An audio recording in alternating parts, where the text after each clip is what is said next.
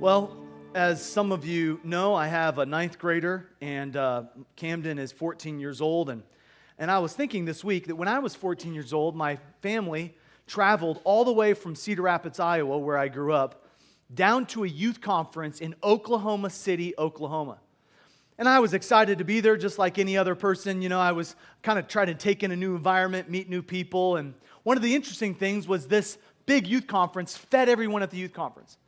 When you'd come into the cafeteria, you'd get your food. There wasn't any choices. They fed everyone the same thing. And so probably to keep it cheap, and because ninth graders, they don't care. They just want to eat, right? And so I got my food and got in. And when I got into the cafeteria, I realized there was something in the middle of the cafeteria I'd never seen before.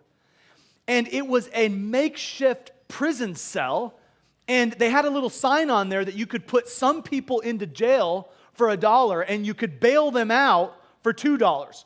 Jail for one, bail for two. And it was like a fundraiser. And this is a fake prison cell. It wasn't real. There was no locks on it or anything. And this wouldn't be allowed in 2024, but it was allowed back then.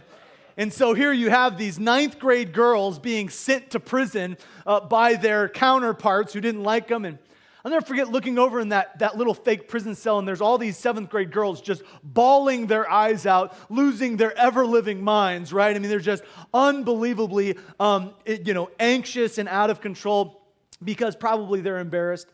But I thought to myself, how would I react if it was real? How would you react if someone walked up to you and said, hey, listen, I know you believe that Jesus is the only way to heaven, but, that's against the law now, and so we're going to ask you tomorrow morning to report to the local county prison. I'm sure you would have a sleepless night. I'm sure there'd be some anxiety inside you, and the reason why I bring that up is because in Acts chapter 16, we see Paul, the one who the Lord used to write this letter to the church at Philippi, the one who started the church at Philippi. Paul is in prison in Philippi. He's in prison with Silas.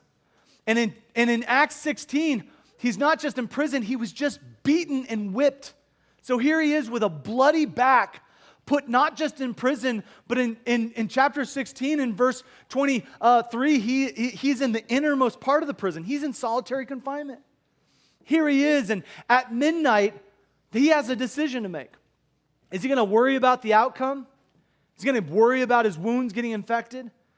Is he going to stress out over what might happen to his sentencing? Is he going to get anxious about possibly losing his life? Or is he going to trust God? That he was just doing what God had asked him to do. And so in verse number 26, we see, or verse 25, he chose at midnight to pray and sing praises unto God. Now, I don't know what you're going to do in your midnight season. And I will tell you, I've had many midnight seasons that I have not prayed and sang praises to God. But in this midnight season, he was not filled with worry. They were filled with worship. And here's what happens in verse 26. And suddenly there was a great earthquake, so that the foundations of the prison were shaken, and immediately all the doors were opened and everyone's bands were loosed. You say, what a miracle. Well, it's not just the fact that they were free to go. They stayed and they witnessed and they encouraged the people who had just beaten them, the people who had just whipped them. The bleeding of their wounds was still fresh as they were sharing Jesus Christ with these people. Now, I don't know about you, but if you're going to whip me and beat me, you probably should expect a lawsuit.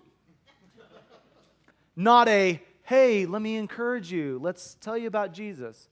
I'm just being real with you. If you're sitting in prison, you're probably not thinking about how you can minister to the people who are holding you there. But that's what Paul and Silas did. They weren't filled with worry. They were filled with worship. And God allowed them to lead not just that prison warden to Christ, but he led him to Christ and his entire family. And now you see this man, Paul and Silas, see these men with scars on their back, baptizing this family. What an incredible picture of what it means to, in the face of adversity, trust in God. They trusted and they worshiped rather than be anxious and worrying